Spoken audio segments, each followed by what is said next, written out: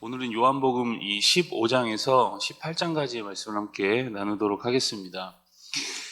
요한복음에는 그 에고 에이미라고 해서 한글로 번역하면 나는 무엇이다 라고 이렇게 예수님의 자기소개가 이제 7가지가 나옵니다. 표적도 7가지가 나오고 예수님의 자기소개도 7가지가 나옵니다. 먼저 하나씩 보자면 나는 생명의 떡이다. 그리고 두 번째는 나는 세상의 빛이다. 그리고 세 번째로 나는 양의 문이다. 네 번째가 나는 선한 목자다. 그리고 다섯 번째 나는 부활이요 생명이다. 여섯 번째가 나는 길이요 진리요 생명이다. 그리고 마지막 7번째가 오늘 이제 15장에 나오는데 나는 참 포도나무다라고 이렇게 말씀합니다. 예수님은 요한복음 전체에서 자신이 누구신지 분명하게 밝히십니다.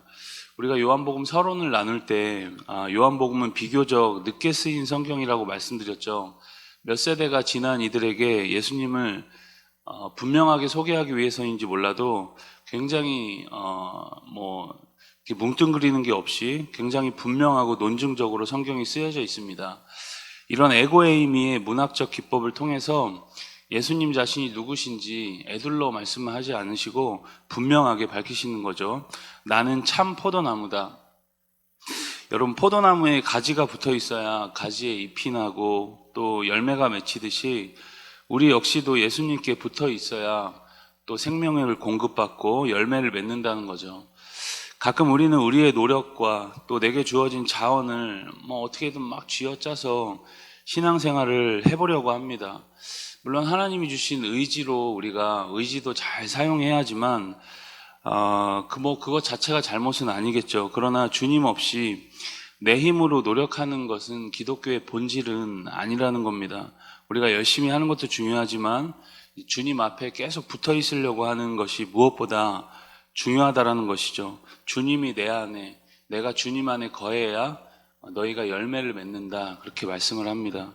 나는 참 포도나무다라고 말씀하신 것에는 그러한 의미들이 담겨져 있습니다. 16장으로 가시면 16장은 예수님께서 십자가를 앞둔 바로 전날 밤 자신이 이제 떠나셔야 하는 이유와 떠나신 이후에 벌어질 일들에 대해서 말씀하고 계십니다. 그리고 믿음을 가진 자들이 만나게 되는 여러 이제 박해에 대해서 미리 말씀하고 계시는 거죠. 그러면서 제자들을 미리 이제 위로하고 계시는 겁니다. 1절에 보니까 실족하지 않게 하려고 이제 그런 말씀을 하신다고 하시죠. 미리 여러 말씀들을 하고 있는 모습입니다. 그들에게 여러분 최고의 위로가 무엇이었을까요? 예수님이 그들을 떠나지 않는 것이 그들에게 최고의 위로가 아니었을까요? 그래서 5절부터 15절까지는 예수님이 성령님을 보내셔서 그들과 영원히 함께 하심에 대한 말씀을 하십니다. 그 성령님이 오시면 이제 성령님께서 하시는 일은 무엇일까요? 8절에 보면 죄에 대하여, 의에 대하여, 심판에 대하여 세상을 책망하신다. 그리고 그들을 진리 가운데로 인도하신다라고 말씀합니다. 우리가 여러분 성령님이 아니시면 구원도 주님과의 교통하고 또 교제하는 것도 우리가 무엇인지 절대 알 수 없습니다. 성령님이 아니시고는 예수님을 주님이라고 고백할 수도 없는 것이죠. 이렇게 여러분 근심에 빠진 제자들에게 예수님은 성령님에 대해서 비교적 자세하게 말씀하십니다. 24절까지 그러한 내용들이 이어집니다. 그리고 25절부터 33절까지는 예수님께서 이미 세상을 이기셨음을 선포하시면서 그들로 하여금 담대하라 그렇게 명령하십니다. 17장으로 가면 이 17장은 이제 기도하시는 예수님, 기도의 내용이 이제 볼 수 있습니다. 기도의 내용을 볼 수가 있습니다. 17장 전체가 이제 기도죠.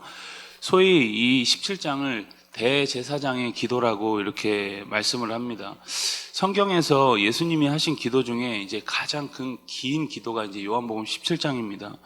기도의 내용을 간단하게 살펴보면 아버지와 아들의 하나됨과 그 영광의 회복에 대해서 그리고 제자들과 모든 믿는 자들이 하나 되기를 간구하는 모습입니다. 삼위 하나님이 하나이신 것처럼 세 분의 하나님이 하나이신 것처럼 그들도 하나 되게 해달라 그런 간구입니다. 그리고 장차 제자들의 전도로 인해서 앞으로 믿게 될 사람들을 위해서도 이제 그런 사람들을 위해서도 기도하시죠. 기도의 내용이 이제 굉장히 광범위합니다.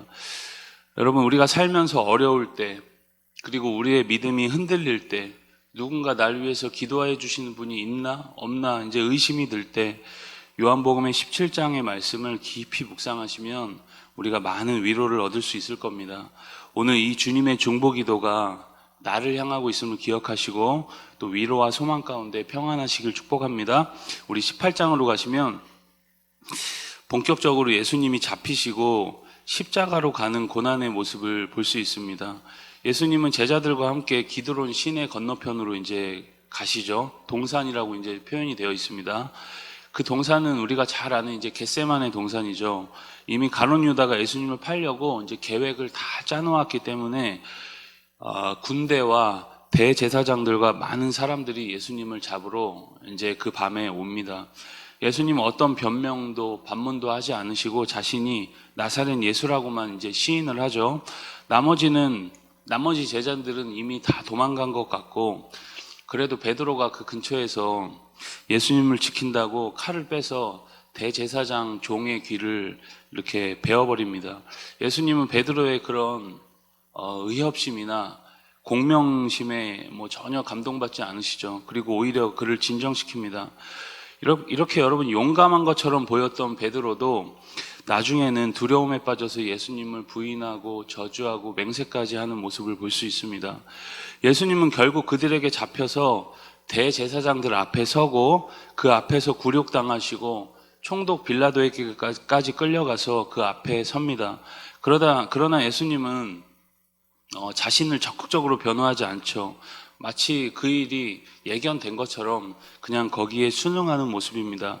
빌라도는 예수님의 정확한 죄명을 찾지 못합니다. 예수님께 죄가 없는 것을 빌라도도 다 알았습니다.